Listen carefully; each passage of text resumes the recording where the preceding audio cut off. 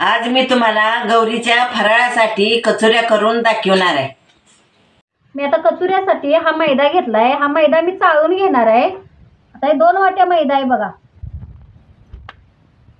ही मैदा चाळायचं म्हणजे एखादं याळे असत्या नाहीतर एखादं किडा असतोय म्हणून चाळून घ्यायचा कधी पण। आणि हा एवढा रवा घेतलाय, त्यात मी मिक्स करणार आहे। रव्यानं कसं कचोऱ्या खुसखुशीत होत्यात, कडक येत्यात। नुसत्या मैद्याचे केले की चांबाट होत्यात कचोऱ्या।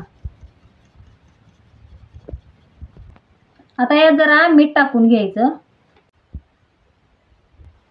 आई जरा तेल गरम करून द्या। कचोऱ्यात जरा तेल कडवून घालायचं म्हणजे कचोऱ्या खुसखुशीत होत्यात। आता तेल कडले या पिठात मी ओतून घेतो।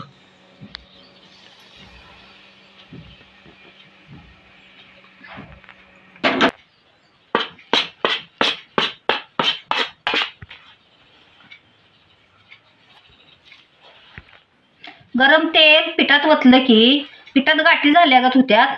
ह्याच्या हातानं गाठी फोडून घ्यायच्या अशा। आता हा केसरी कलर आहे खायचा, हा जरा ह्यात मिक्स करून घ्यायचा।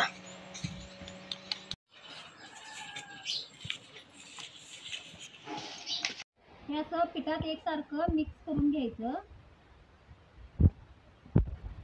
आता हे पीठ मळून घ्यायचं असं।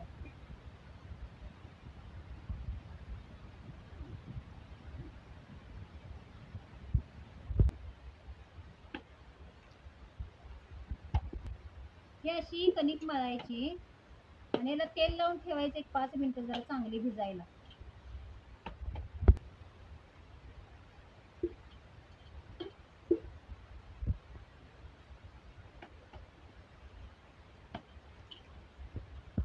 आता मी कचोऱ्यासाठी पाक करून घेणार आहे।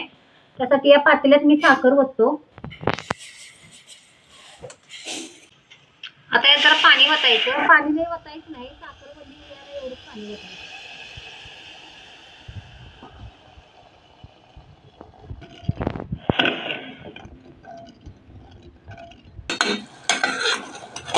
त्या पाकात जरा बारीक केलेले वेलदोड टाकून घ्यायचं।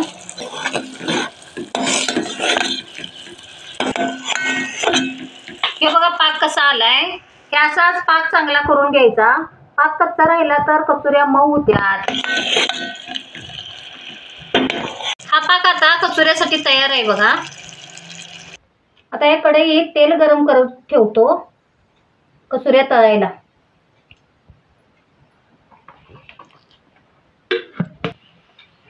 असंही बारकं बारकं गोळ करून घ्यायचं पानं लाटायला।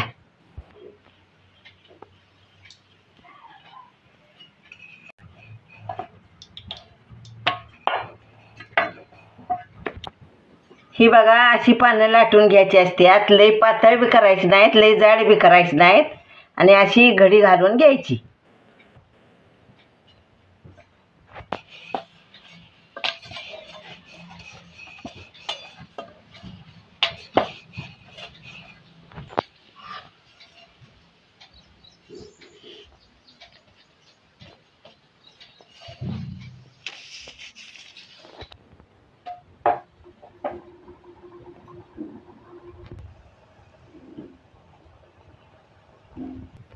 हे असं पानं बारीक गॅस करून तळून घ्यायची। बारीक गॅस केला की मग व्यवस्थित तळत्या।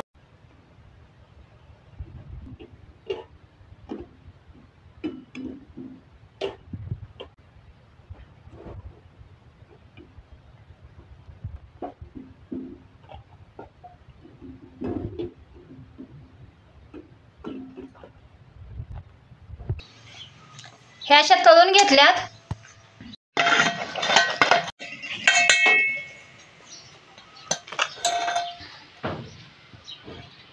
ह्या अशा पाकातनं काढायच्या। यातला पाक नितळायचा, काही ठेवायचं नाही यात पाक, नाहीतर कचोऱ्या मऊ पडतात। आता या पाकातनं काढल्यात। हे वाळं खोबरं आहे, खिसून घेतलंय। ह्याच्यावर असं टाकून घ्यायचं।